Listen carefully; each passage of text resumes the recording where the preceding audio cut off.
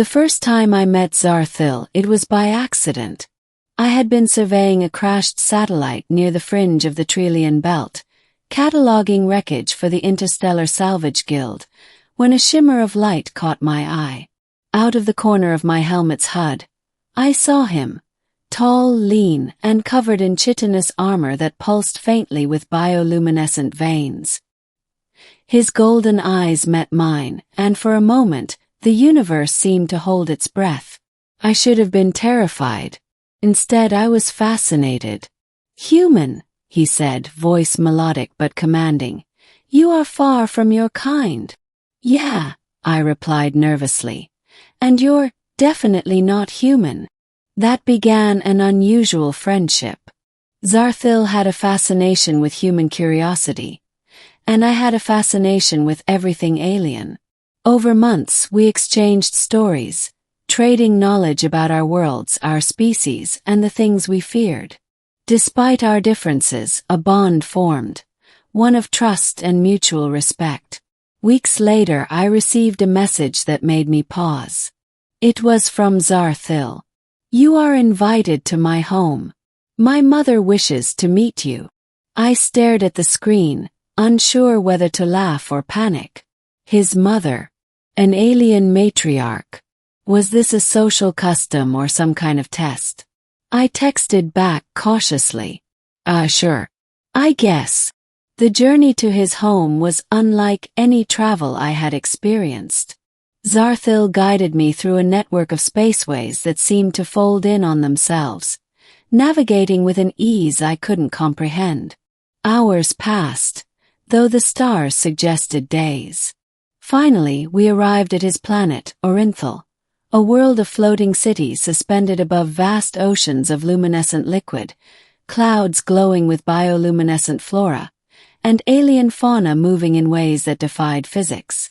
Xar'thil's home was located in the upper tiers of a massive, spiraling structure, a palace of smooth, iridescent metal that reflected the twin suns above. When we arrived, he paused at a doorway carved with intricate patterns of living crystal. "My mother will see you now," he said softly, almost reverently. I swallowed hard. My hand hovered near the communication device on my belt, just in case things went wrong. But Xar'thil smiled at me, gentle, reassuring. The door opened and I stepped inside. She was unlike anyone I had ever seen. Xar'thil's mother, whom he called Mera'thil, had the same golden eyes as her son, but her presence was far more commanding. She was tall, with an elongated neck and limbs that moved like flowing water. Her skin shimmered with a subtle iridescence, shifting colors as light passed over it. Her voice, when she spoke, was a melody that seemed to resonate in my chest. "You are the human my son has spoken of," she said.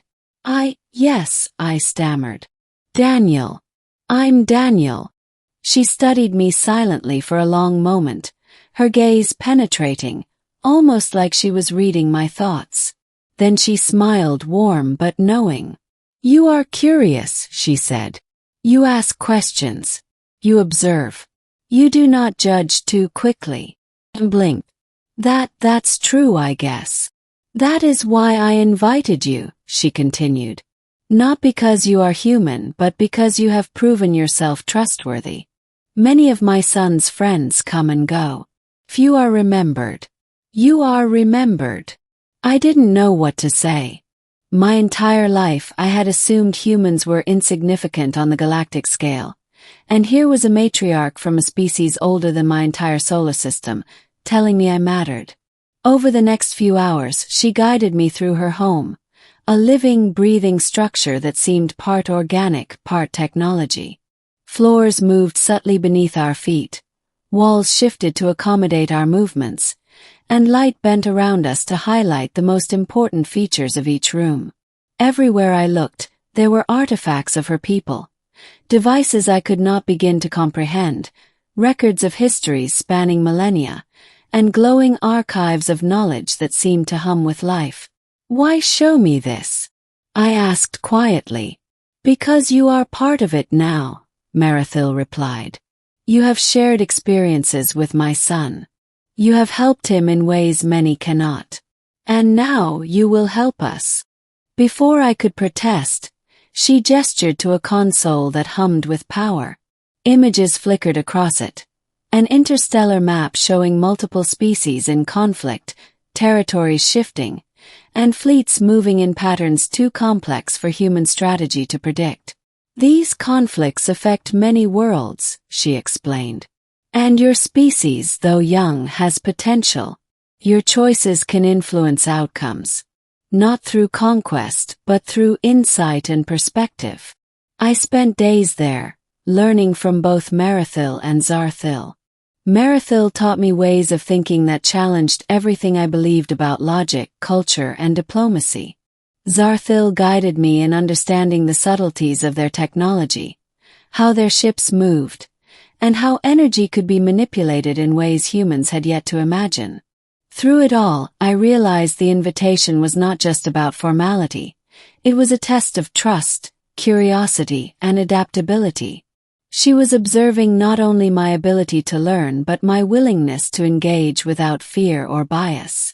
One evening, after a long day navigating a simulation of interstellar conflict, Mera'thil invited me to a balcony overlooking the bioluminescent oceans below. "You are different from what I expected," she said softly. "Not in ability but in attitude. Most humans would flee, fear, or disrupt. You observe, you question, you adapt." I laughed nervously.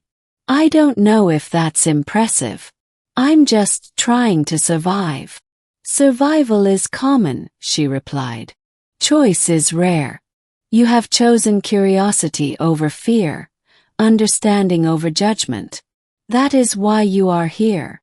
For the first time I felt truly seen, not as a human, not as a novice, but as an individual capable of contributing something meaningful.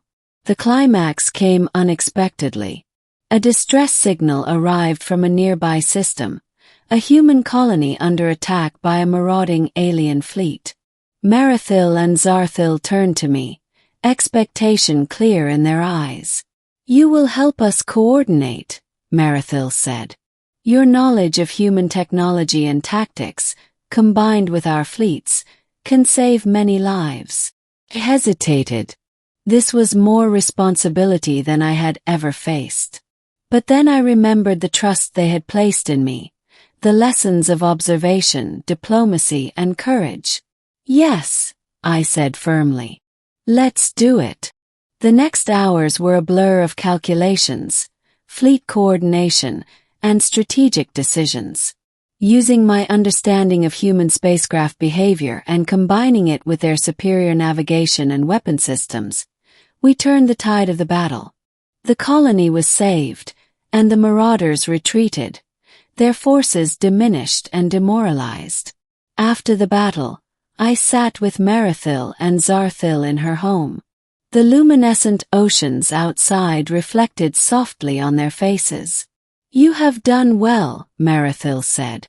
"You have proven that trust and perspective, not raw strength, can change outcomes. You have honored the invitation." Xar'thil smiled, reaching out to squeeze my shoulder. "You have become part of our family, Daniel. Not by blood, but by choice and action."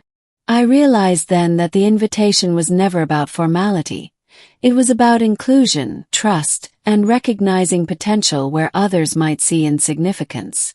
When I finally returned to my ship and left Orinthal behind, I carried with me more than just knowledge or strategy. I carried the understanding that even humans, young and untested as we are on the galactic stage, can be valued, trusted, and remembered. And more importantly, I carried the knowledge that invitations sometimes come for reasons we do not understand, but when accepted, they can change not only our lives but the fates of countless others across the stars.